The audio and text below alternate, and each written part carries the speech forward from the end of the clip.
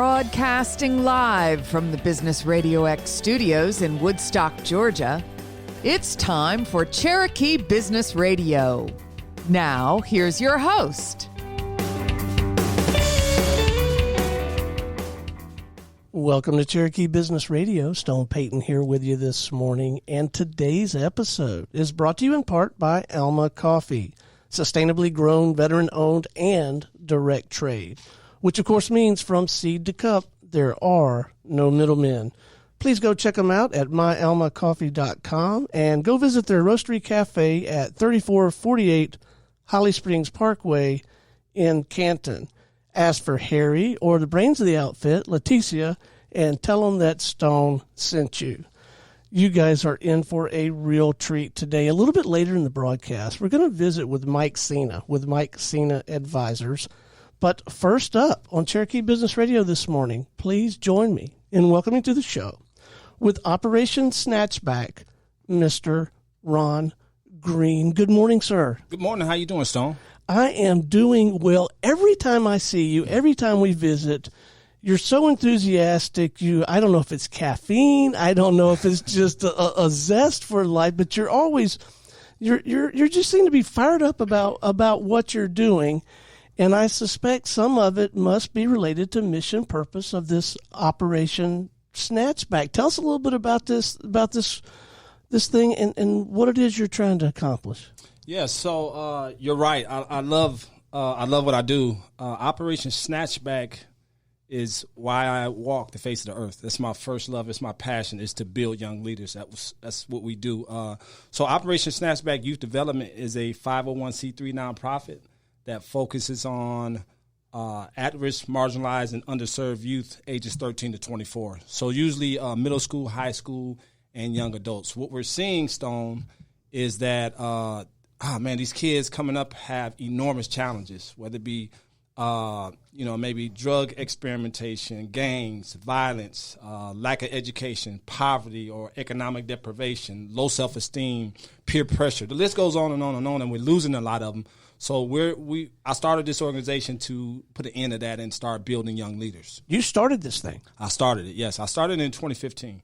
My goodness. So this kind of thing, of course, I see it on the news. I get a chance to meet bright, passionate people like you that are really driven about trying to do something. Well, that's what you say, bright. That's what you say. I don't know what everybody else say, but I'll take that. But I have to be perfectly candid with you. It's very far removed from my own life experience. Mm-hmm. We didn't grow up wealthy or anything, but my folks were teachers. We weren't hungry. I don't know. I think the surfer kids did some marijuana, but I wasn't, I've seen it in the movies, but it was just it's so far removed from my life. I think it doesn't get on my screen very often. Do you find that's the case with a lot of people in my situation? Yeah. Everybody has their own life journey. Right. So it's not, everybody doesn't look at this through the same lens because of their life experiences, right? Right. But the reason I started is because it was close to me. It was a part of my life growing up. So I was attached to that challenge as a youth. So I grew up right outside Chicago in what they call the bricks or the projects or public housing. I grew up in extreme poverty. I grew up in drug-infested areas where there was prostitution, gang violence. Just the list goes on and on. So it was a world that I'm very familiar with. So you lived this, or at least pieces of it. Absolutely.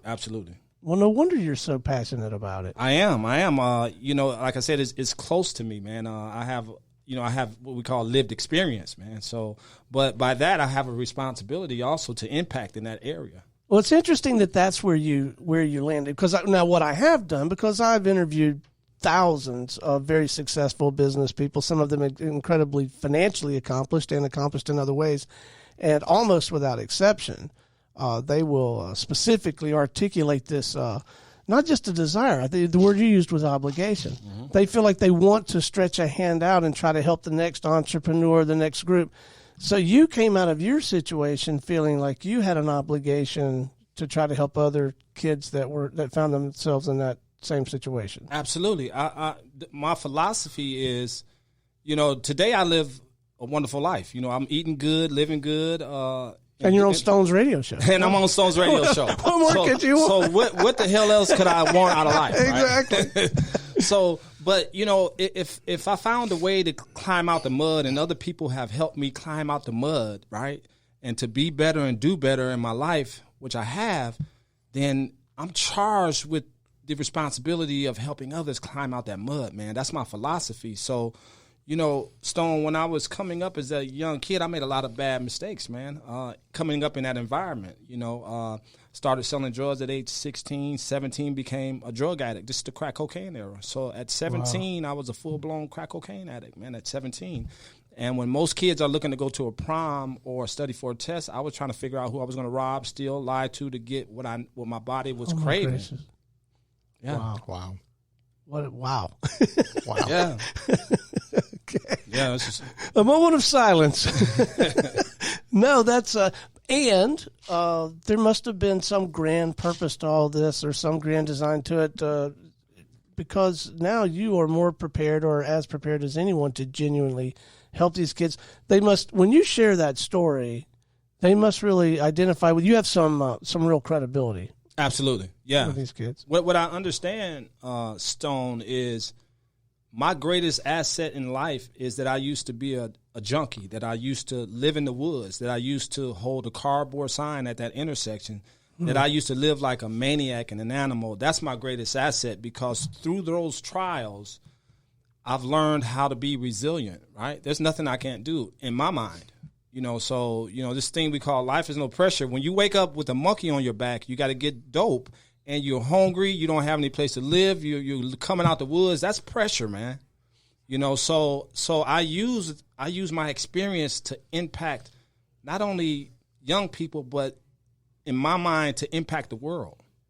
So how do you get to these kids? Because my instincts are that they would be everything from to a little bit cynical, and skeptical, to, I don't know, maybe even angry and violent. How do you reach these kids? Well, for me, I use I use my credibility. Now, Right. Early on, getting arrested. I've been arrested over 30 times. I've been sent to the penitentiary on drug charges. At that time, it didn't work out well for me. It was not a good thing, right? If we're going to trade jail stories, I actually got arrested for hunting over corn. But I was in the cuffs for 10 minutes. They confiscated my bow, but it's not the same thing as not quite the same. You working on it, man. You working on the Stone. Not quite there, man. Me and Ron, we're hardcore. I got a little bit above you. I was a DUI in 1997. I spent the night in Fulton County Jail downtown. That was eye-opening. That's Right Street. Yeah, that was eye-opening. That's that big house right there. Yeah. Yes. But that is your opening with these kids. Is real. You've been there, that kind of thing. Look, my introduction to the prison, the first 2 weeks, I had my jaw broke in half. My mouth stayed wired shut for 6 weeks. I drank out of a straw. I lost 20 pounds, and I said, "Oh boy, I don't think I want to be here." Right. Yeah. But I tell the kids this because a lot of kids, in their mind, if you go to jail and come out, you have this big credibility now. You the man. Right. Hey man, this ain't where you want to be. So I intro a lot with that story. Yeah. And you ask me, how do I connect with the kids? Yeah. I just connect with them through those stories of the things that they can identify with, of the chaos and the madness that's going on today. I open up with that, and then it's all good after that. Well, okay. Well, wait. So you're connecting with them, right? Right. And now, that's not enough. You're trying to move that. You've got to work on everything from mindset to. Well, I don't know what you're doing, but how do you move them? Like, is there a structured? Is it a curriculum? Is it a process? Do you have them build a portfolio of doing good stuff? Right. So what we do, we run our programs out of the Sweetwater Mission Complex. So you have a facility? Yes, and it's in Austell, Georgia, and we run our core programs out of there. Now, what you have to understand is, for a young person to really buy into what you're doing and what you're saying and what you're trying to teach them, they have to know you, like you, and trust you, right? So just showing up there constantly, running the programs, that's number one. Sharing and being authentic and being transparent. So you want to connect with them. So once you connect with them, they know you, like you, and trust you. Now what you do is make the training space of a fun place to learn. We build curriculums. You're right. We build curriculums. Okay. We build programs, but we make sure that they are built in such a way it gives the kid an appetite to want to engage in these trainings. We do anything from leadership, soft skills training, mindset training, image building, character building. We do training to help them to become the best version of themselves that they can be. And do you draw on experts in those different domains? Do you personally do a lot of research and then bring that material and then sort of run it through the Ron Street cred filter before you try to deliver it? Yeah, so I work with other people that have been broken. Most of them, some not, but most of them have been broken, and we use our own experiences to develop these programs and curriculums. But however, what we also do is we do a cool thing called design thinking. And I got this idea from a professor at KSU that came in and showed me this right here. Whatever program we're building, because sometimes, we like to get, sometimes we'll get the ego going on. We know everything, and we get at the conference table and we building these curriculums. But what I found out, design thinking says that the population that you're trying to impact, you bring them in to help build the programs. Oh, well, no, there's an idea. Yeah, right, exactly. Right. Maybe they know a little bit better than we do, which they normally do. They're the experts in the room. So bring them in, take suggestions. Some of them might not be good, but a lot of that stuff is. Because and they have some authorship in the plan, right? That's huge, right? Yes, that's the main piece, because it gives them a sense of empowerment, right? Right. Of value. I bring value to the world. I helped build this curriculum, so now their chest is a little, sticking out a little bit more, right? Right. That is fantastic. So, how do you know, what are some telltale signs that you're really making progress and you're having an impact? There must be some things you start to see. Oh, Joey's almost there. He did this yesterday, kind of thing. You'll see it in behaviors, and this is what got me to understand the kind of impact that I can have in the space of youth development. Let me give you an example. When I first started mentoring or running these programs, the kids will come in and they throwing paper everywhere. It's chaotic. They running around. They don't even acknowledge you. It was chaos. But once I continued to keep coming and to share who I was, being authentic, showed them that I cared for them, and then make the space fun to learn. When I walk in now, it's how you doing, Mr. Green? Everybody's quiet. So you'll see a change in behaviors, and that's the thing that made the hair on the back of my neck stand up, and I knew right then at that moment, oh, this is why God made me. Yeah. So you really do feel like this is where you belong. It's what you're supposed to be doing. Without a doubt. And for me, it's so fulfilling, because when you come to a place in your life where you understand purpose, and you understand that, and you're living in that, that's the mystery of life. People search for that all the time. That's the real true mystery of life. When you find that, you unlock the mystery of life. Yeah. So you've mentioned a couple times this idea of consistency, which I suspect is something that maybe they have not experienced a great deal in other aspects of their lives, right? Absolutely. They haven't seen that or people making a promise or a commitment and then fulfilling it. And if they see that modeled, that probably goes a long way. Have you been at it long enough to answer this question? And it may be not, but I wonder if you're starting to witness as some of these young folks make the progression, and they start getting some wins, and they start enjoying some of the fruits of behaving in this fashion. Do any of them feel an obligation or some pride or something in leaning over and helping the next one? Is there a little bit of that internal? Yeah, so our program is designed, and that's a great question. It took me a while to get it out. I thought it was a fantastic question. It was. What do you think, Mike? You were in the radio business. It was perfectly phrased. I'm in awe. Yeah, after you mumbled through that one for about 1 minute, that was a great question. But our program is designed where once an individual goes through our program, then the goal is for them to come back as a alumni. Right? Nice. So now, if you think about it, they keep coming back as alumni, and then they've already been through the program. They can lead, they can give suggestions, and then they become a part of this alumni group that, in my mind, will just keep growing. And before you know it, really, the alumni group is who runs the organization. I like it. Right? Yeah. All right, so let's switch gears a little bit, because I happen to know that another very important part of your life and career is with this business that you run. It's Video Plug, right? That's correct, the Video Plug. All right, so tell us about the Video Plug, mission, purpose there, and if there is any to speak of, any overlap, like lessons you're learning from one arena that you're applying to the other, or tell us about Video Plug. So the Video Plug came about. We are we do all things video. The Video Plug really focuses on creating dynamic video footage, promo videos, brand message videos, and testimonial videos to help grow and scale your business. And the reason I never picked up a camera until the pandemic.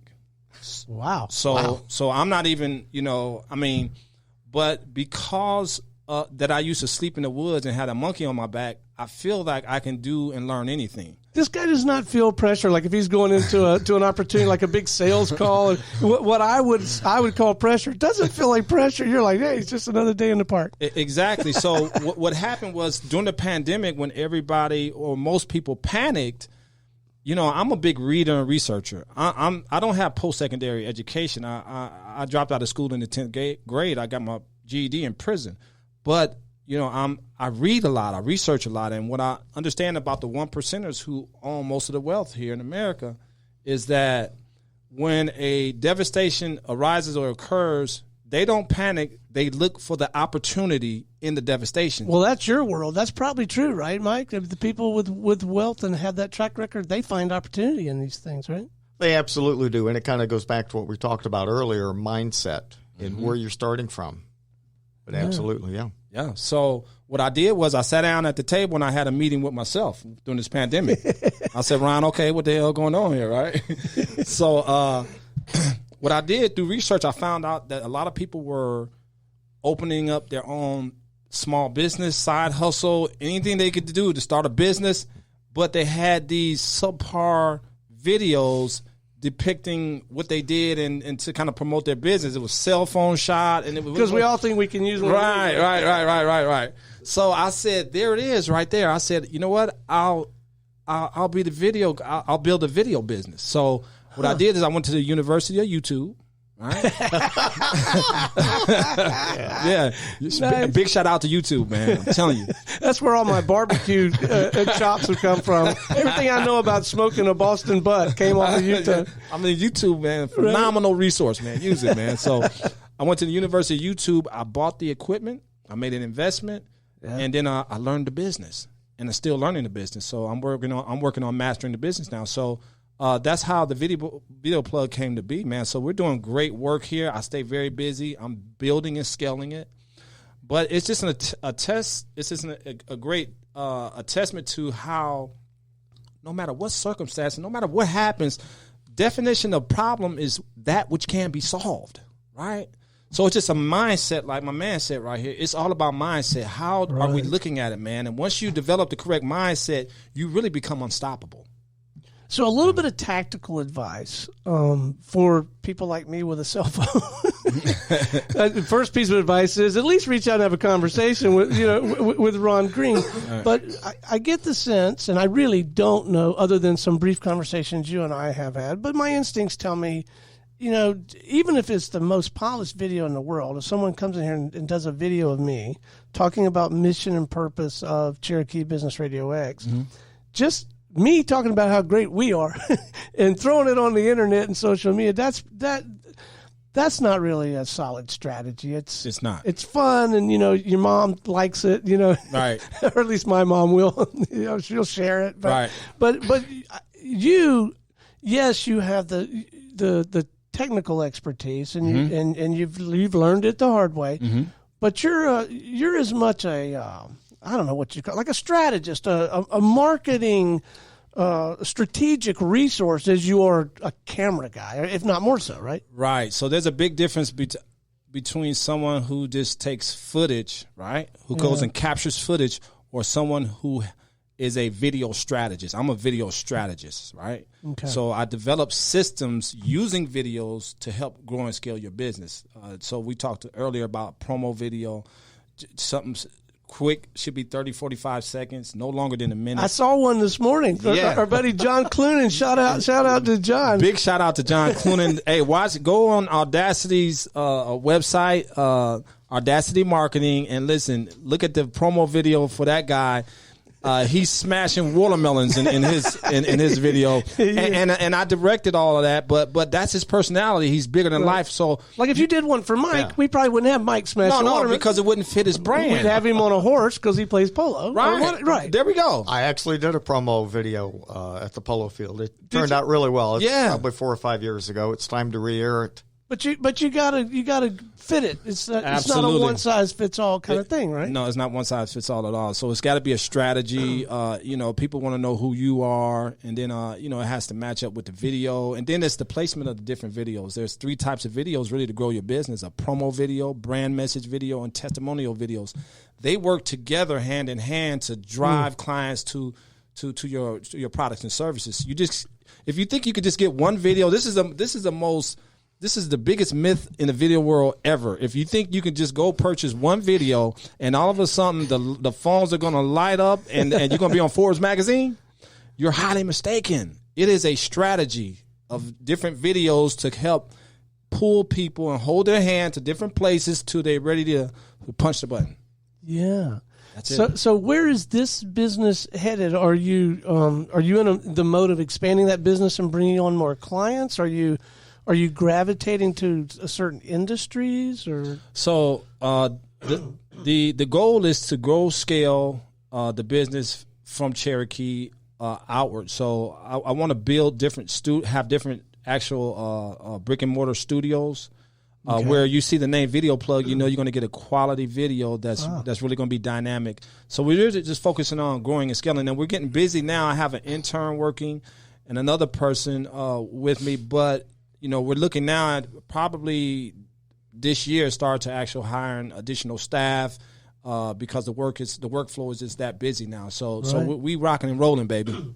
Well, I wonder if we won't have, and we talked a little bit about this before we came on air, but I wonder if you and I might have an opportunity to collaborate in serving some clients. And I get this phraseology, this wording from John Clunan. Mm-hmm. I teased him the other day, I think, about having some experts on a panel, some marketing experts. I was telling someone else. So we had these marketing experts on this panel and John Clunan. but I was just teasing. John go get you for that one, man. John, get him for that one, man. Get him for that one. But no, the truth is, I just have all the respect in the world for his work, and he talked about having an integrated strategy. Mm-hmm. And I can see as we bring clients on, because on the client side of our work, we're trying to. I have a kind of in my lane is professional services, and if they can host their own radio show and use the platform to serve their ecosystem and build relationships, that's great. But if we were to complement that with bringing someone like you in and having them have an actual strategy, then I feel like we're a long way toward that integrated approach. So maybe we'll get a chance to do some cool stuff together. Absolutely, man. If you don't know, Stone's got a great marketing mind, man. I've sat down and talked with this guy, and he's brilliant in that aspect. And that's real. I'm not joking, guys. He really is. Well, that's kind of it. My secret sauce is I just decided to move to a community that's extremely supportive of business in general. Oh, I like that. You're right. Hasn't that been your experience? Let me tell you, hands down, I've never been to a place or community that supports businesses like this community here. Never. Now, I've been on the earth 51 years now. So I've been around a little bit. You wouldn't know it, man. You're looking good. I appreciate it, man. I appreciate it. But no, for instance, like the Woodstock Business Club, the mindset, the ethos is it's serve first. It's relationship oriented. It's not quid pro quo. Like Mike, I'll have you on the show, and then I need you to buy. It's not that at all. And it's a good group of people. So, yeah, walking distance from Reformation Brewery to go do that. And you could just about throw a rock from my house over to the circuit and then I walk over there. So, shout out to Casey Sullivan. She's going to be doing the Million Cups tomorrow. Yeah, at the circuit. At the circuit, yeah. right. I'm going to show up there. I'm a big supporter of KC's. Oh, man. But if I may, I want to just touch on Woodstock Business Club. Please. Let me give a plug in to them guys, because you know what? Since I joined a few months ago, what made me join is one of the people in leadership there stood up and this is what they said. They said, in order really to really be successful in this networking group, you should always come from a place of contribution. And when she said that, she was talking my language. Right? Yeah. So I was like, that will work. And I've seen that. And I display that in my own behaviors, and everybody else does in the networking group, man. And I tell you, I've gotten so much business out of that, and I've used so much services out of there. Yeah. And it's not a competition, because you have other media people in there. Well, that's another thing about this group. This is an open group. There's other people that do great video work. They're good folks. But you guys, it's just different. I don't even know how to explain it. I don't either, but I know they got a great formula over there at Woodstock Business Club. So if you are listening to this and in the Cherokee area, you need to get over there every Thursday morning, 8:30 at Reformation. Get there. That's right. And if you swing back around after 2, Stone will be under the tree, I'm sure. I find you there more times than not. With a beer from Reformation. With a beer. That's right. Oh man, I could have these conversations all day. I got one other quick idea, and then we will wrap this segment this time. But we're going to do some more of this together and with clients and all that stuff. But I was thinking about you working with your kids, if and when you run across one that has a real interest in media. Maybe they're interested in what you're doing. Maybe they're kind of interested in broadcasting or radio. I would absolutely make this platform available. We'll teach them how to run the board. We'll let them host a show. I'll leave it to you to make things, to set the structure for it. Yeah. But just know that you've got this. My passion, and I never, I've slept in the woods, but that's hunting and fishing. I never, we come from two very different worlds, but I do have a genuine, it's more than a passion for young people who might be interested in business. And so if there's anything, my little circle of knowledge is pretty small, but I know some things about using these toys to help people and make money. And anyway, if you ever think there's an opportunity for a kid or some kids to come in and get a chance to, they might have fun having their own show or something. I don't know. We'll make it happen. Man, that's great. I appreciate that, because it is so much about exposure, man. I'm telling you, it's about exposure. I was at Chick-fil-A, and there was a couple of kids talking, but they're about 16, and they were going over their stocks on their phones, and they were talking about what stock is doing good. I'm serious, right? And then you know what I did, Stone? I listened to him for a second, and I had to butt in. I said, "Excuse me, I hear you guys talking about stocks. How old are you?" They were like 16. I said, "How did you even start in the financial game?" They said, "Well, we just thought it was cool." And I said, "Nah, what sparked it?" They said, "I had an uncle who is a entrepreneur, and he trades all the time." That's exposure. Those kids were exposed to something, and now they love it. So it's all about exposure. So thank you for the opportunity, man. Well, I'm happy to do it. And they don't have to call me Uncle Stone, but it would be kind of cool. How about Grandpa Stone? Oh, my God. That's probably a little more appropriate. I'm probably the oldest guy in this room. All right. Before we wrap, let's make sure that our listeners know how to get in contact with you, have a conversation with you or anyone on your team about either of these, Operation Snatchback or the work that you're doing through Video Plug. Whatever you think is appropriate, email, phone, website, whatever. So I think website, you can give you, for the Video Plug, just go to website and it give you all the platforms. It's www.ggmultimedia.com. And for my youth development organization, Operation Snatchback, it is www.snatchback.net. Well, it has been an absolute delight having you here in the studio, and I'm quite sincere. You and I are going to be talking a lot more. Let's find some ways to go out there and help some folks. We might make some money in the process, but hey, the more money we make, the more people we can help, and the more people we help. Sometimes you couldn't stop that flywheel if you wanted to. We're going to get some advice here from the money guy. But hey, can you hang out with us while we visit with our next guest? Are you kidding me? The money guy? I'm going to pull my notepad out and start taking notes on this one. There you go. All right, y'all ready for the headliner out there? Here we go. Next up on Cherokee Business Radio this morning, we have with us, with Mike Sena Advisors, the man himself, the grand poobah, the guy, Mr. Mike Sena. Good morning, sir.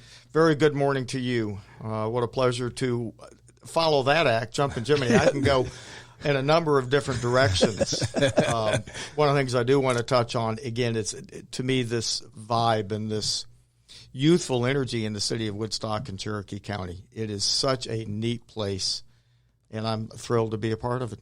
Absolutely. So I'm sorry you have to follow that act. I mean, if we sorry. No, it's been a lot of fun, a little fun already. And of course, we learned a really exciting story, but I like to ask people about their backstory. And I do have to wonder, how in the world do you land in a role like this, a professional financial planner, and in your case, fee only, which we'll talk about here in a few moments. But yeah, what's the backstory, man? Tell us about the winding road that got you here. Well, I tell you, it is a winding road. I was fired from my first 2 corporate jobs. Oh, my. I've been on my own ever since. Now, my longest tenure was in the IT business. I owned an IT company here in Atlanta, and we were primarily based in North Georgia and Central Florida. The short version is I just wasn't having fun anymore after about 15 or so years, and I started thinking about something I could do that I would have fun at and help people. Now, I'm your traditional left-brain introvert. I'm a business guy, and I landed onto this notion of fee-only financial planning. And I will tell you this, I make money managing money, but the value I bring and the fun I have is in the planning. And that's kind of a squishy, nebulous, you really don't know. It's different for different people, and it occurs at different times. But I just had a blast with it. And oddly enough, back around 2002 or so, I went to talk to a family friend of mine who's got a fee-only practice down in Buckhead, Georgia, Atlanta. And he was very gracious. He took me through his back office and all of the trading stuff and spent about 4 or 5 hours with him. And on the way out, he put his hand on my shoulder. And he says, Mike, you've really got a good thing where you're at. You need to find a way to make it work. You don't want to get into this business.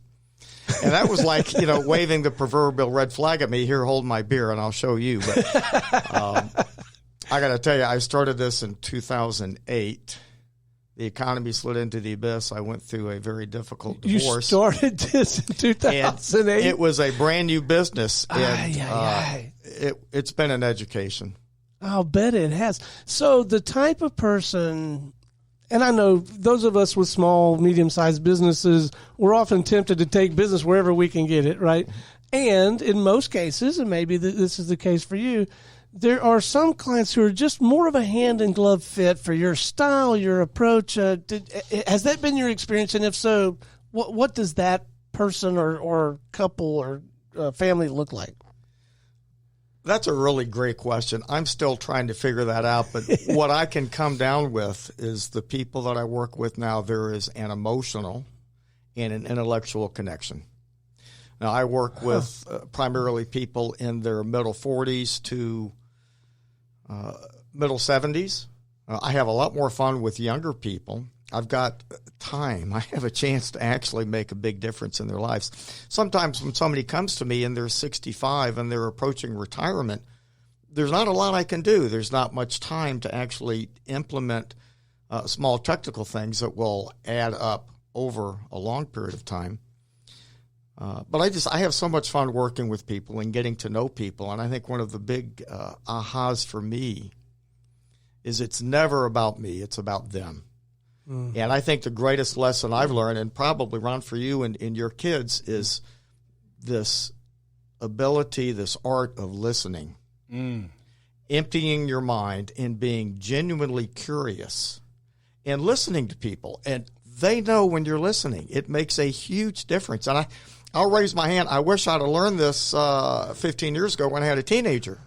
Absolutely. I think our relationship would be a little different than it is now, although he's doing fine. I'm doing fine. Mm-hmm. this whole notion of active listening, and I speak in public, various venues and stuff, and one of the talks I give is about how to listen, and I encourage people to zip it.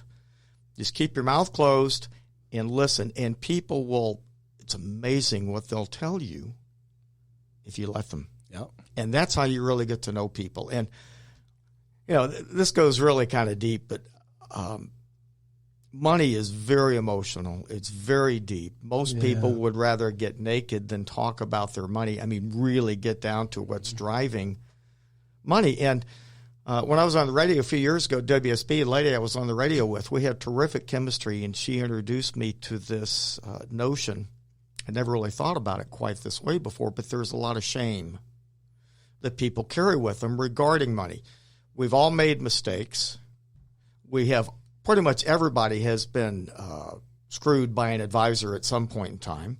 It's really the reason I got into this business is so many of my friends, my coworkers, my neighbors, they were being sold products and transactions that benefited the seller much more than my friends, neighbors, and coworkers. And I just thought there had to be a better way. I really set out to fundamentally change the nature of financial services and try to educate people as to what is going on.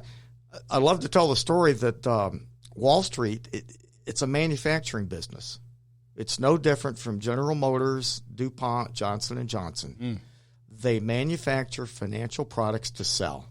And there is a home for most every product. Now, probably not your home. Okay. But there's a home for it. I mean, these are smart people. And there's you can get really, again, deep in the weeds with this stuff. But I just try to get people to keep it simple and understand what's really driving them in their life. And from there, if you've got a good understanding of the priorities in your life, most everything else will fall into place.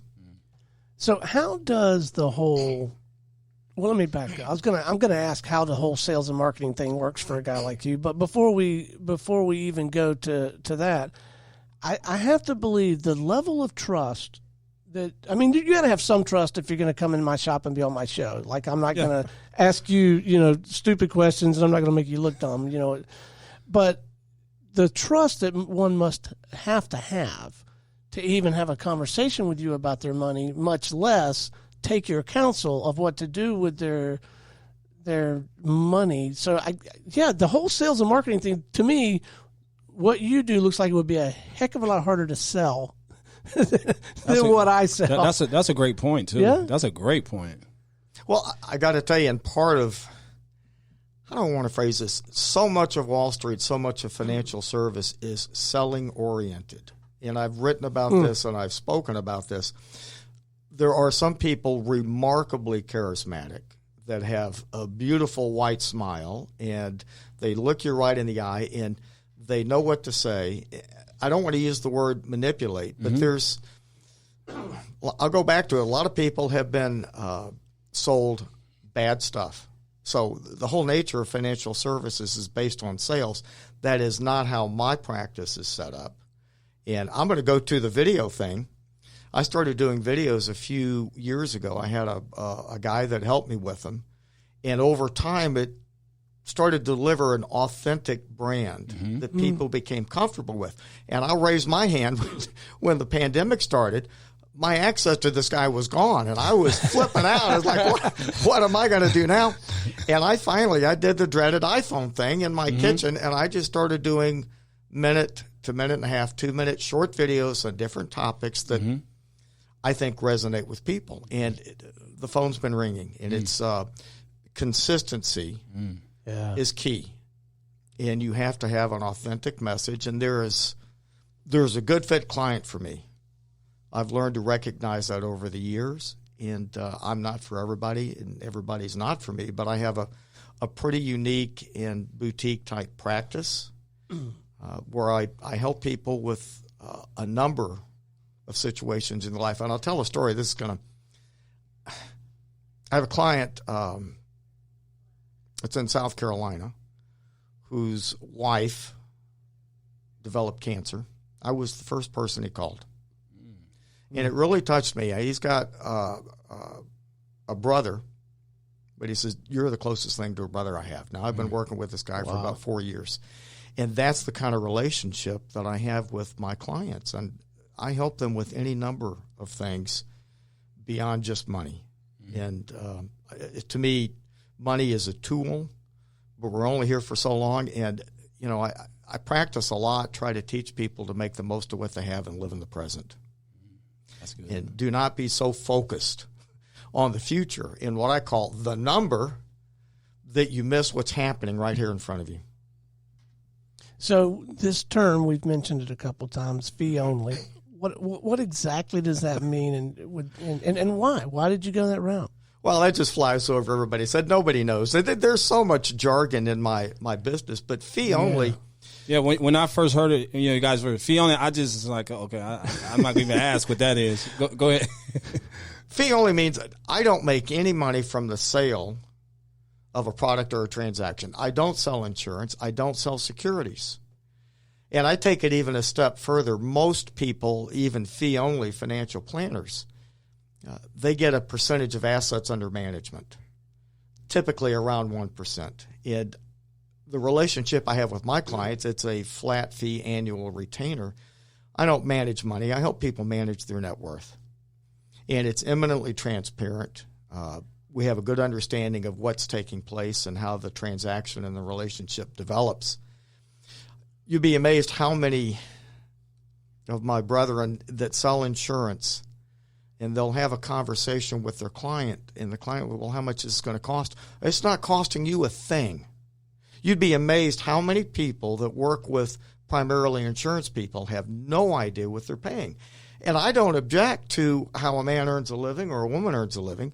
I just object when there's no transparency. And the commissions on these life insurance and variable annuity products is substantial.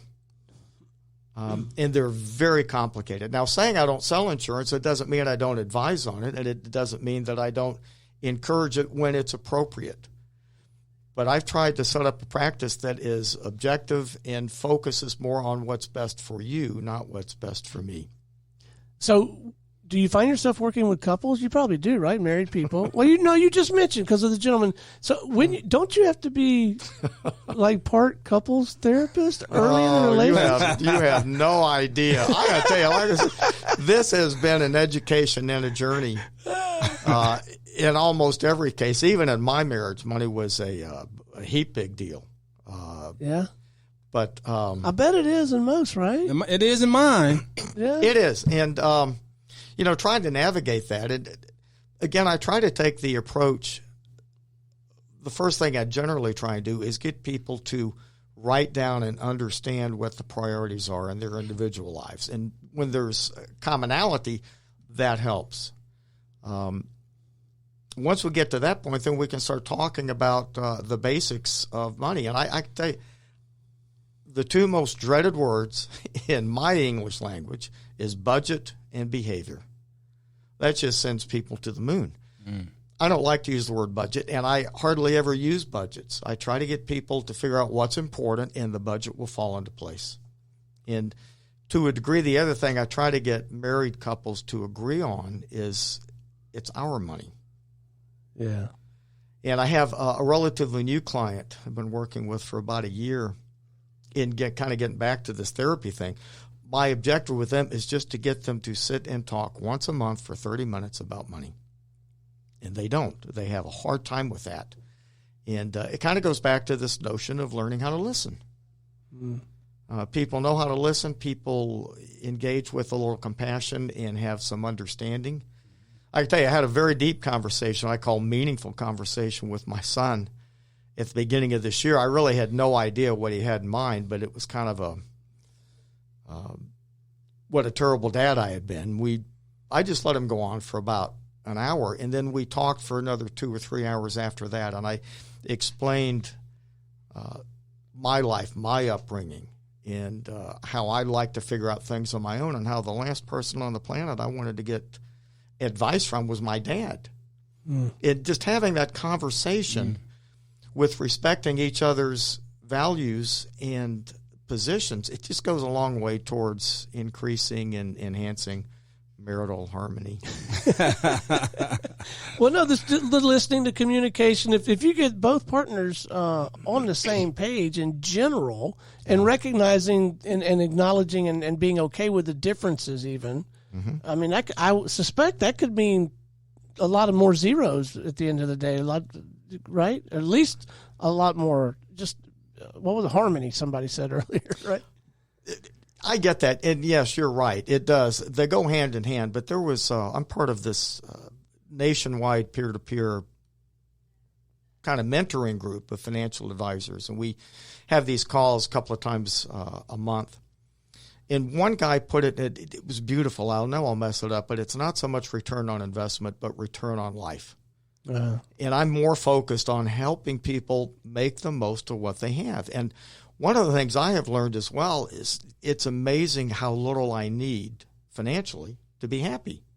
Now, I have my own financial goals. I've got my dream of, boating up the intercoastal into the Hudson River on this really nice 55-foot Fleming motor yacht. That may or may not happen, but I can tell you I'm going to have a great life whether it happens or not, and I will find some way or another to go boating up the Hudson River. That's one of my things.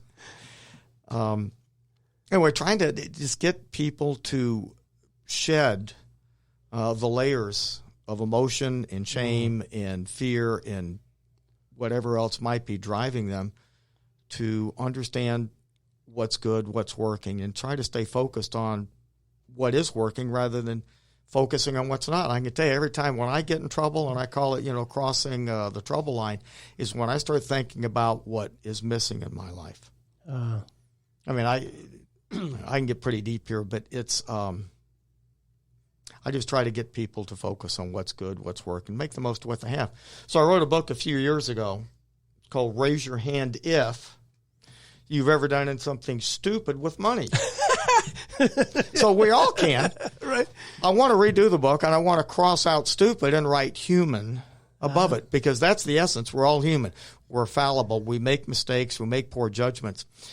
There was a book I read by a guy named Morgan Housel, The Psychology of Money, and it really made the circuit in the financial planning arena. And one of the points he made, it really hit me like the frying pan in the face, is in the moment, whatever decision we're making seems appropriate. Yeah.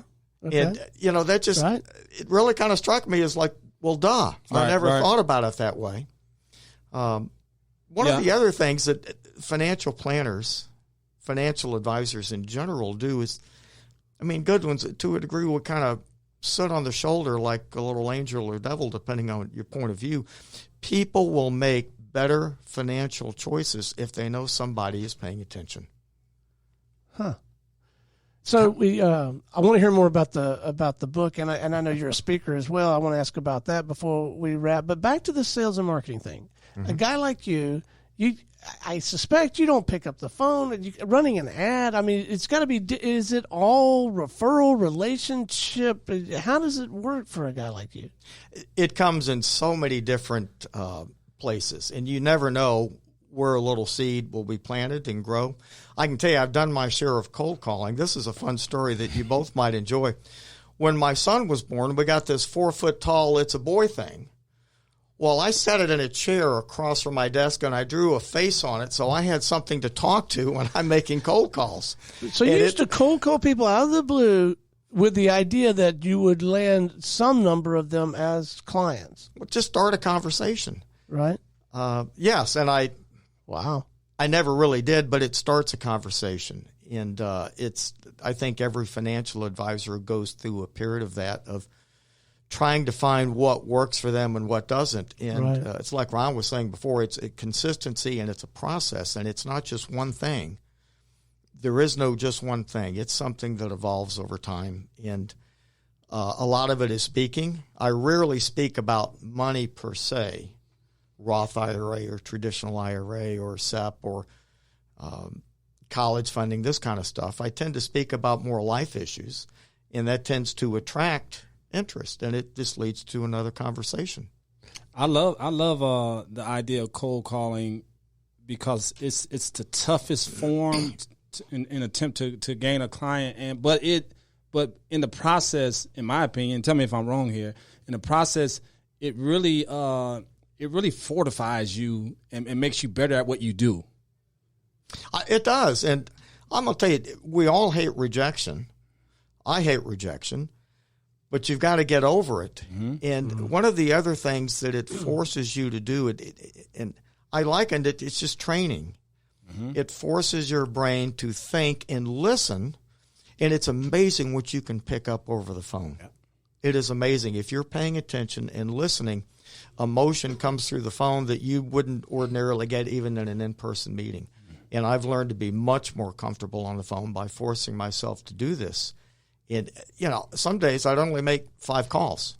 This is my objective today. I got to make 5 calls. These are the people I'm going to call. I learned some techniques to kind of smooth the introduction. Yep. Sounds like I caught you at a bad time.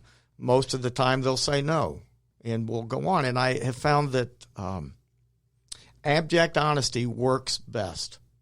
I'm probably the last person you want to talk to right now, but could I take 60 seconds of your time? Just let me tell you how I help, and if we want to continue the conversation, that's smooth. That's fine, and if not, another time perhaps. That's smooth. I'm taking notes over here. That's smooth. That's smooth right there. Well, so a guy like me who is like scared to death of cold calling, again, you feel no pressure. Okay, I'll take a sweet, but it does, I would think, help you crystallize your own thinking and your own messaging. Makes you a better listener, which has kind of been a theme of this whole conversation. Mm-hmm. So where all have you had an opportunity to do this speaking? Because one of those places is TEDx, right? Well, I actually did not speak at TEDx, but getting back to the city of Woodstock, a very good friend of mine, Steve Monahan, Fortune 100 executive, and we have been friends for a number of years. He's been a mentor to me, just a terrific friend. And we were wanting to do something in the city of Woodstock. And Steve actually went to TED.com, downloaded the license application. We filled it out. Our objective was to tap into the vibe of the city of Woodstock to help promote the city of Woodstock in Cherokee County. We have a marvelous community. There's some great speakers. There's some awesome stories. And we put together this TEDx Dupree Park event that unfortunately got canceled due to COVID last year. We were going to hold our in-person speaking event at Mad Life Stage and Studios, which is a terrific venue. The Levy's, Mike Levy, and drawing a blank on his wife's name. Just what a great story. Terrific people. They have an awesome venue. We were going to have some networking events at Elm Street, the local theater. Alma Coffee, we had our inaugural networking event at Alma Coffee to kick things off. And we ended up doing a virtual online event in December instead of the in-person event in May. And we are looking at doing a TEDx 2021. So we'll see how that develops. Oh, I hope that comes together. I do too. I'd like to know more about that if that materializes. And I just wanted to be the MC. So I'm going to tell you, I've learned over the years, I love emceeing events. It just seems to be a natural for me. And maybe someday I'll be a TEDx speaker, but I love emceeing events. And I've done several nonprofit events where I MC. And I've done speaking at different networking events. I've done a few my own webinar type things. In my claim to fame is Toastmasters, which is probably the best known secret or unknown secret to a lot of folks. But my first Toastmasters experience never happened because I was too afraid to walk through the door. Oh, wow. And so many people are so terrified of public speaking. Absolutely. And I got to tell you, Toastmasters has a process that gets you to a level of competency. And then going back to Ron, what you talked about earlier, mindset, I read a book called Mindset that talked about the difference between what they call a fixed mindset and a growth mindset. Mm-hmm. And that got me over the hump to where I actually had fun speaking. And I'm going to tell you what, it doesn't matter what you're talking about. If the speaker is having fun, chances are the audience is going to have fun and be receptive. Yep. So before we wrap, I want to dive into this book a little bit. What did it come together easy for you because it was just burning on your brain, or did you really struggle trying to get this thing together? What was that like? I struggled. You have no idea. And I tell you, I had it written for probably 3 months, and I couldn't actually, kind of like walking through that door at Toastmasters. Once you publish a book, you're out there, baby. It's out there in the domain, and your heart and soul and your life is out there for everybody to judge. Yep. It was very scary, and I finally pulled the trigger, and I got a very good reception from it. I didn't really use it particularly to make money, but I wanted to introduce the subject of financial planning in somewhat of a more fun way, and it's 48 little 2 to 3 page stories. In fact, I shouldn't even tell this story, but we will. I will. So a friend of mine, sales guy, Dan Jordan, by the DJ, he is a great sales guy and a great mentor, a good friend of mine. He and I were having a meeting, and I'm talking about the book. And part of my deal was, I'll give you the book for free if you'll write a review on Amazon for me. Okay, that's a nice trade-off. So we're talking about it, and I just kind of said, it's a great bathroom book. I said, you can just pick up and start reading. It's just 2 or 3 pages each little story. Well, that was his Amazon review. It's a great bathroom book. I'm like, gee, thanks, Dan. Yes, I really appreciate that one. The nerve of Dan. So anyway, it was a lot of fun, and I got another book in me. It's been in the drawer. I keep pulling it out from time to time. But basically, it's the working title is The 1% and Can I Join? And it's more of a workbook, mindset stuff, stories of people that have overcome adversity. And I got to tell you, going back to what Ron said, what you've talked about, Stone, is human beings are infinitely adaptable if you're open to being adaptable. Mm-hmm. And it all goes back again to this mindset business. Yep. And there's a mindset of abundance in America and on planet Earth. And it's just amazing what people can do. And sometimes they just need a little direction. Yeah. I try to reframe the budget and behavior words in a different format so that people actually embrace those concepts and use them to their advantage and build wealth over time. For what it's worth, that's really what I and my colleagues want to do with this platform is perpetuate that serve first, abundance kind of mindset. I have these folks I call community impact partners, right? Like the Harry and Leticia over at Alma and the Innovation Spot folks here. And I'm aspiring to that as well. Is there anything we can do to use this platform to perpetuate that? Because you do see some marvelous outcomes when you hang out with people like that and you get 2 or 3 of them put their heads together. That's when it's really fun. A great point, community. Yeah. I would never have been able to do this on my own. And there's a wonderful community here in Cherokee County and North Fulton County. I really love the Atlanta area. I think it's a vibrant, a dynamic area with fabulous people.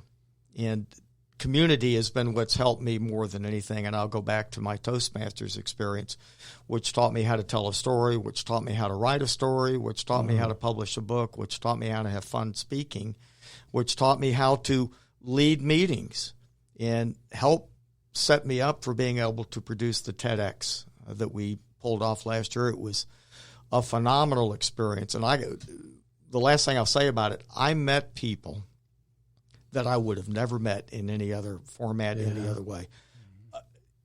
People far more pedigreed and knowledgeable and interesting than me. I'm going to tell you, it was a wonderful. So Stone was there, man. Yeah, Stone, I don't think moved to town in time. But I worked with Steve Monahan. Gina Carr used to be a force in Cherokee County. She's now down in Orlando. She was our COO and our speaker curator. She and I co-emceed the event. Gina's got a platform, Video Rockstars. If you want to learn how to make money with your videos, check out Video Rockstars. And Gina Carr is just a fabulous, fabulous person who I learned so much from and continue to learn from. That's a nice plug. I'll send her an invoice. No, you've mentioned Gina before, and I think I shared with you that one of the other studio partners and I are launching a studio in Orlando, and we'll take all the help we can get, again, with like-minded people that want to try to hold up the community. And Gina's great, and her partner, Terry Brock, he speaks a lot on technology. And I feel like I know that name. Terry Brock's... maybe not world famous, but he's a pretty famous speaker on the National Speakers Association. Maybe that's a terrific guy, a really insightful speaker. I try to tune into him every time I get a chance. Don't you think there's at least one book in Ron Green? Don't you feel like there's a book in him?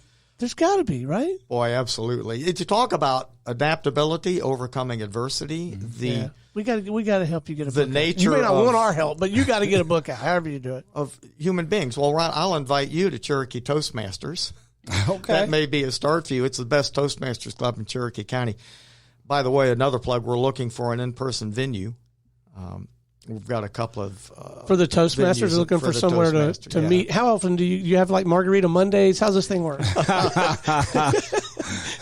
Tequila Tuesdays, Whiskey Wednesdays. No. Oh Lord, Stone. I got to tell you, alcohol and speaking rarely go hand in hand. That could be a fun game. After 3 shots, let's see how great how articulate you are. This is not karaoke, okay, Stone? All right, before we wrap here, I really do believe with all my heart you are probably the only polo player that I personally know. Oh, it's a great sport. I don't know any. That's for You sure. don't know any I don't know. players? I don't know any sport. And I got to tell you, we play at a farm called Chucker Farm. It's in southeast Cherokee County. The owner of the farm passed away a couple of years ago, Jack Cashin, a friend and neighbor of mine for many years. And he built a polo field. Jack did a lot of things that nobody else would ever do. And it's recreational polo. It's Alpharetta polo. This is not Prince Harry. Okay. Although there have been some pretty famous people come up to Chucker Farm. We had the Crown Prince of Jordan come play polo. I'll date myself a little bit. Stephanie Powers, you might remember her. I know Stephanie Powers. She came to play polo with us. Sweet. And Buddy Ebson's daughter. That's Jethro's Buddy Ebson. If you don't know, I don't know. No, I don't know any of these people. No, it's not Jethro. It's not just Jethro's dad. It's Clampett, Mr. Clampett. Mr. Clampett, or he was one of the originals of the Wizard of Oz. That's right. Yeah. Anyway, his daughter was in town for a concert at Chucker Farm and played with us the next day. So I mean, it's very cool. It's the competitiveness, the camaraderie, and the notion that you're a teammate with a living being. 1,500 pounds of horse flesh that's galloping up and down the field and hitting a ball about the size of a baseball. It is adrenaline pumping, and I tell you, when I'm on the polo field, I'm not thinking about anything else. It has been my escape, particularly during COVID. We have 130 acres to social distance, and you're good on that one. You go down on the polo field, and it's a wonderful, wonderful sport. So for those of us who may not have your horseback skills, can we go and watch and have a Bloody Mary, or how's that work? Or yes, you can come watch, although I'll tell you, polo was not what it was. A whole series of events. There was a handful of us playing polo. I tell you, if you want to watch really good polo, there's Atlanta Polo Club that's down in Vinings. It's across the river from Lovett. Okay. And drawing a blank on her name, a guy named Dolph Orthwine kind of runs things, but he's got another lady who's big into polo down in the south side of Atlanta, and that is some pretty good polo. And one of the things I'll tell you, a polo field is ginormous.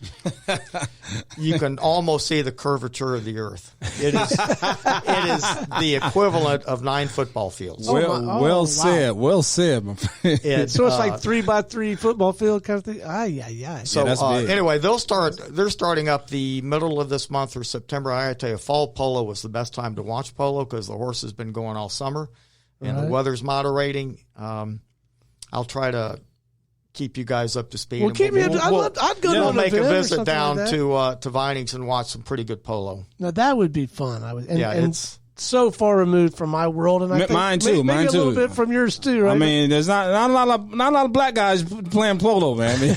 You'd be surprised. We got a guy, Miguel Wilson.